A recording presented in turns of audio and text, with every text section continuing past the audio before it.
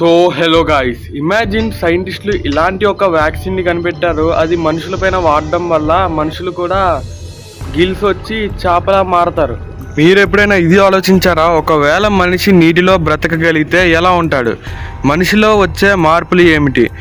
దీనివల్ల సముద్రంలో ఎలాంటి మార్పులు వస్తాయి? మనిషి సముద్రంలో ఉన్న చేపలతో మాట్లాడతాడా? నీటిలో భవంతులు నిర్మిస్తారా? ఫ్యూచర్లో మనుషులు సముద్రంలో జీవిస్తారా? ఇలాంటి ఎన్నో విషయాలు ఈ వీడియోలో తెలుసుకుందాం. వీడియో అయితే చాలా ఇంట్రెస్టింగ్గా ఉండబోతుంది.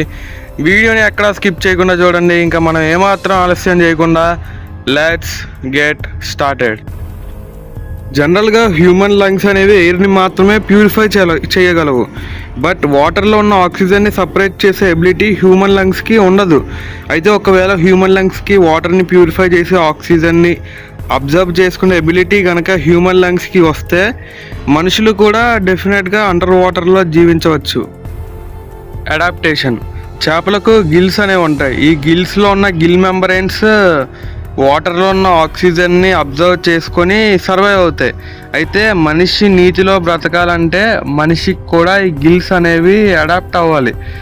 అండ్ మన బాడీ నీటి లోపల వెళ్ళే కొద్దీ ప్రెజర్ని కూడా తట్టుకోవాలి. హ్యూమన్ బాడీలో చేంజెస్ వస్తాయి. మనం నీటికి అడాప్ట్ అయితే మనుషులందరూ కూడా సముద్రంలో జీవనం కొనసాగిస్తారు. అక్కడ ఉన్న అనేక విషయాలను తెలుసుకుంటారు. అక్కడ సముద్రంలో మొక్కలు నాటుతారు.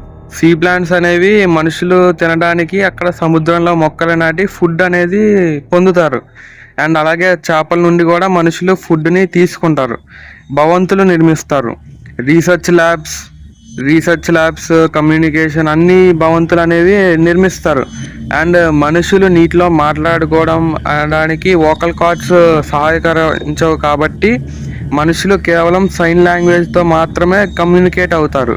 సముద్రంలో చెత్తను క్లియర్ చేస్తారు. ఎందుకంటే సముద్రంలో చేపలు ఎన్ని కష్టాలు పడుతున్నాయో మనుషులకు కూడా తెలుస్తుంది. దానివల్ల సముద్రంలో ఉన్న చెత్తను క్లియర్ చేస్తారు. అండ్ మనం ఫ్యూచర్లో బయోసైన్స్ అభివృద్ధి చెందే కొద్దీ కూడా మనుషులు నీటిలో బ్రతకడానికి ప్రతి అడుగు ముందుకి వస్తూనే ఉన్నాం.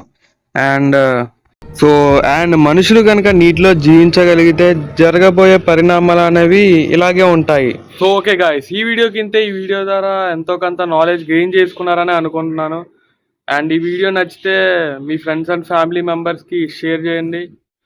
మరిన్ని ఇంట్రెస్టింగ్ టాపిక్స్తో మళ్ళీ వస్తాను. Until then, bye bye.